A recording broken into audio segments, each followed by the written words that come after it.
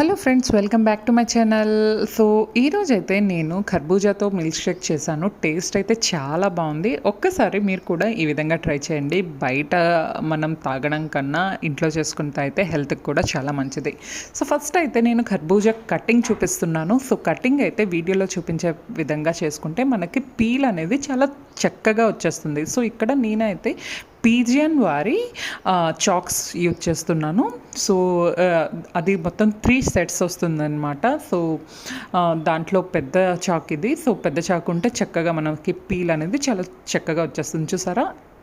ఆ తర్వాత హాఫ్ అయితే తీసుకొని దాని లోపల ఉండే గింజలను మనం స్పూన్ సహాయంతో తీసుకోవాలి, వీడియోలో చూపించే విధంగా. సో నేనైతే ఇక్కడ మొత్తం 2 కర్బూజాలను తీసుకుంటున్నాను అండ్ చక్కగా చిన్న చిన్న పీసెస్గా కట్ చేసుకుంటున్నాను.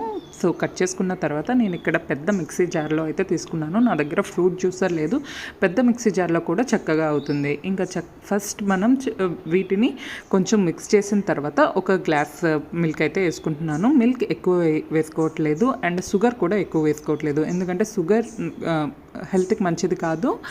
అండ్ మనం 2 పళ్ళు తీసుకున్నాం కాబట్టి షుగర్ దానిలోనే ఉంటుంది. టేస్ట్ అయితే చాలా బాగుంటుంది. ఒకసారి ట్రై చేయండి. ఐ హోప్ మీకు ఈ వీడియో